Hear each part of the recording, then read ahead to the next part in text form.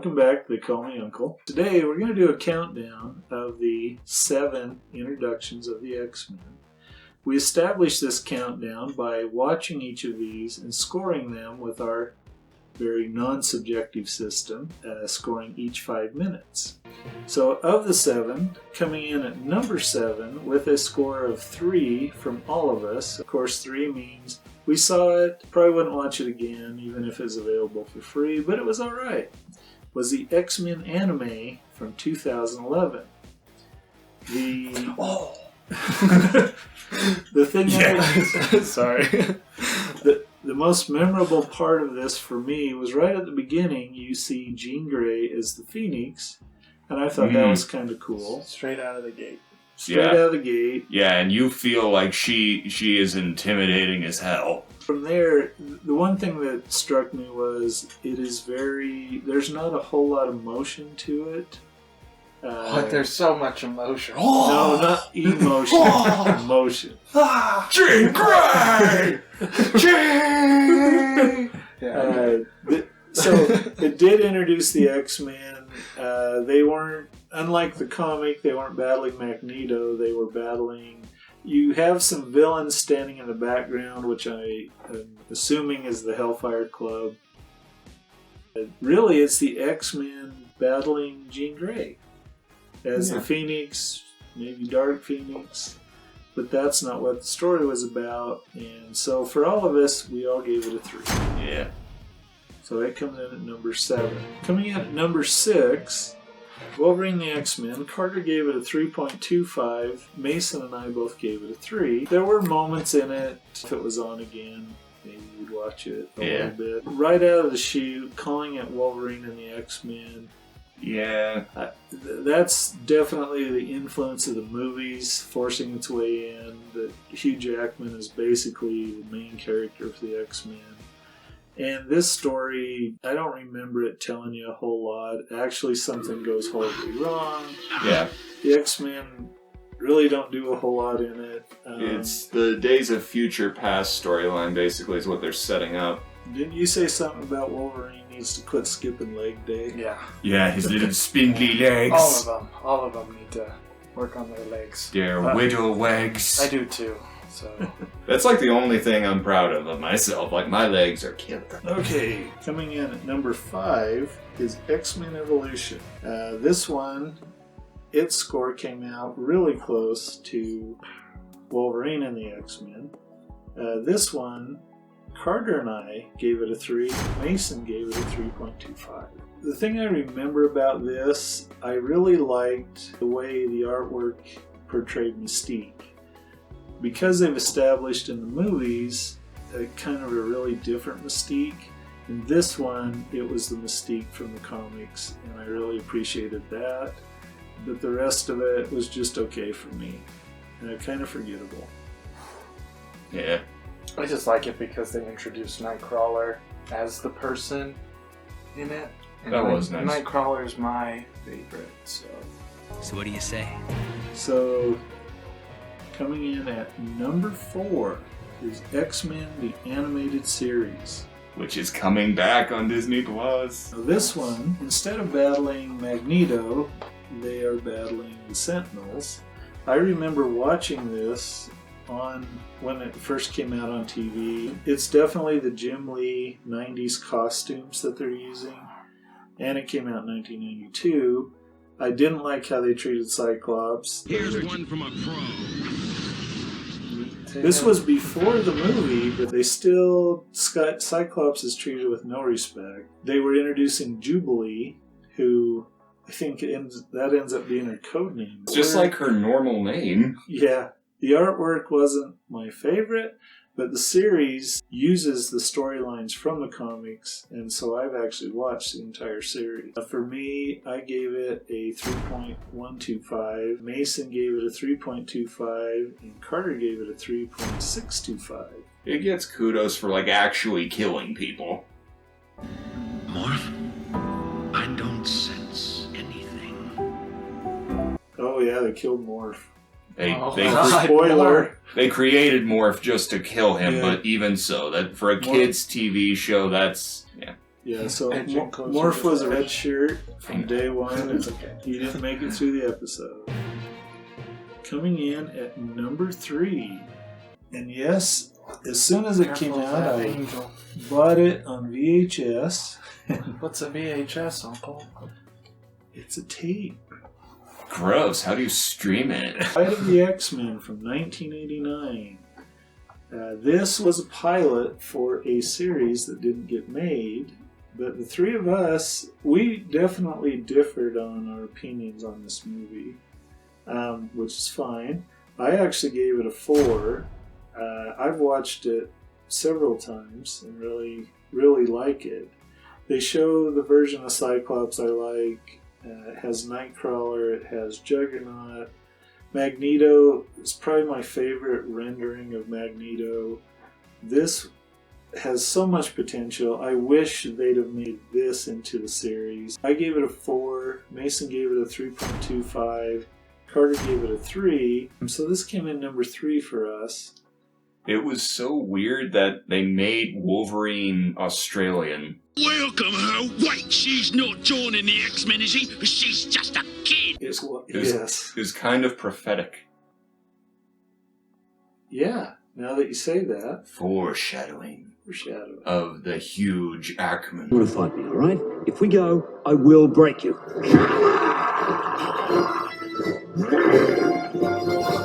What is that? What are you doing? He's doing his Wolverine thing. Yeah. It's better with the claws and no shirt. Now, it was called Pride of the X-Men because Kitty Pryde, who at the time was called Sprite, she was joining the X-Men. She was the exposition tool to introduce her to the X-Men. They did have the full Brotherhood of Evil Mutants on display. Yeah, I really like this one a lot. Okay, coming in at number 2 is the first live-action X-Men movie from 2000. This one, I was really excited to see this. Saw it in the theater. I liked a lot of what they did with it, but I don't like that it basically turned Cyclops, my favorite X-Man, into a doormat. You want to get out of my way? Yeah. And establishes Wolverine as the only X-Man anybody really talked about. Hugh Jackman's a great actor. He does really well in the part, but I feel like He upstaged the rest of them. Yeah, he just upstaged everybody so much that it becomes Wolverine and the X-Men. I did like Magneto, but I think the best casting in the whole thing is Patrick Stewart as Professor X. He has set a benchmark that I can't imagine ever being overcome. Yeah, I concur with that. So score-wise, I gave it the highest score of the three of us. I gave it a 3.73. Mason gave it a 3.63, and Carter gave it a 3.52. So all of us scored it pretty high. It averaged out at 3.6, making it our second favorite of the 7. So coming in at number 1 is X-Men First Class from 2011. X-Men First Class was such a surprise. I went and saw it in the theater, and I really liked it. They kind of rocked our worlds. They kind of threw out X-Men number 1, the characters that's in it, stuff like that. If you watch our adaptation video, you'll see that it didn't come in number 1. It doesn't have Cyclops in it, stuff like that, but as far as an enjoyable X-Men movie, it was at the top of all of our lists. Our average score was a 3.92, with me giving it a 4.16. Mason and Carter both gave it a 3.8. It was our top pick of all the movies we watched for all three of us. If you haven't seen it, really good movie. Yeah. It kind of turned things on its head. It introduced James McAvoy as Professor X. Suppose I'm a real professor now, aren't I? Next thing you know, I'll be going bald. And Michael Fassbender as Michael Magneto. Fassbender's Magneto. And Magneto does not start off as the villain, which is definitely doesn't follow the X-Men comics. Magneto was a villain until like the 80s. So for 20-something years, this starts him off as one of the good guys. Yeah. Mystique, one of the things the movies is kind of messed up is Mystique was always a villain to me. Again, it's because of casting. They definitely put more attention on certain characters that the comics did. But this movie introduced you to the Hellfire Club, which is a really interesting comic book group. Kevin Bacon was really good. Evil Kevin Bacon. Yeah, we'll fix that as soon as we get to Russia. Bacon. So Now, something that I feel like people have taken wrong, that I've read or saw videos on, January Jones as Emma Frost, I thought did really well. A lot of people are critical that she was stiff and things like that. I don't agree. Emma Frost was a very standoffish, very cold Ice Queen type character in the Hellfire Club. Physically, January Jones looked right for the character, and I thought she played her the way she should. Yeah. Yeah, she gets a tough break there. And I felt like Darwin was more. First Class's Morph. Yeah. The original that exists only to die. Yes. And it was interesting to see Banshee and Havoc. Yeah. They were not original X-Men. But like I said, the movie didn't follow the X-Men comics, but it was still our favorite movie of the 7 we watched. Now, one of the things we want to do, we talk about this all the time, but usually not on camera until we sit down to do this. Boobies? Boobies! Say boobies! Not a big deal, okay? I like boobies. You like boobies. Boobies! We've been talking about casting in almost every video we've done, and also theme songs. So today we're actually going to start off with theme songs. I had picked one. Now keep in mind this is the original X-Men when they were teenagers, and so the song, which Mason introduced me to, the group and the song, because I hadn't heard of them, but I would use Teenagers by My Chemical Romance. Would be the theme song. Now, when we were talking about it, that is exactly the same song Mason was going to pick. So I picked a different So he picked a different song. So what did you pick? Blitzkrieg Bop by the Lewalds. Because I would feel like they would go into a fight like all prepared, and then something would like happen, and they would just, that song would start playing, and it'd just be total chaos. Just as it goes pear-shaped. Yep, and them just using their powers and like kicking ass, but getting their ass kicked too. It'd just be an awesome action fight montage. I see it. That's what I would like to. Beautiful mental image. Alright, Carter? Veteran of the Psychic Wars by Blue Oyster Cult. Which is on the heavy metal soundtrack, which we talk about quite a bit.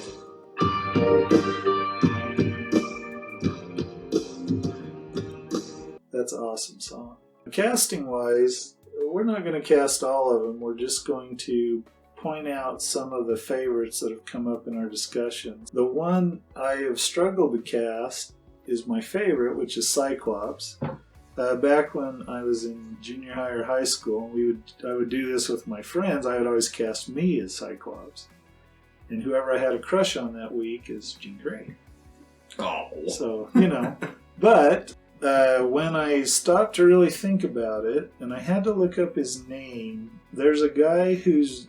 Carter said once, to play Cyclops early on, you just need the jawline, because that's all you're going to see. Yeah, just nose down, really. Well, there's a guy who I think would have been perfect as Cyclops back then. His name is Lucas Bryant.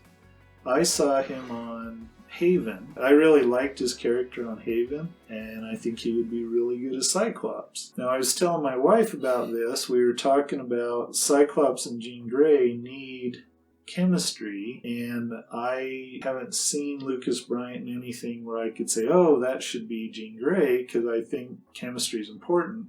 My wife would cast Ryan Reynolds and Blake Lively as Cyclops and Jean Grey, or Marvel Girl. And so, I could see kind it. of interesting picks. But I would never, deprive him of Deadpool. High five for you. 10. No, he's the best. He's so good at Deadpool. Professor X, you can't do better than Patrick Stewart, at least not that I can think of. It's not even fair. Yeah. We were talking about Beast, before he turned all blue and hairy. Back in the day, I would have cast Franco Columbo. Who's that? Franco Columbo is a bodybuilder. The only movie I know that he was in is Conan. He's and he was standing next to Arnold Schwarzenegger, so he looked shorter, and see what I mean?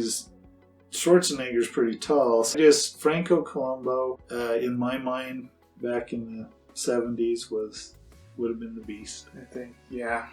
We'll have to find a better Carter, picture to show for sure. Carter told me his Beast pick, and I can't beat it, so I'm not even going to choose Beast. pick.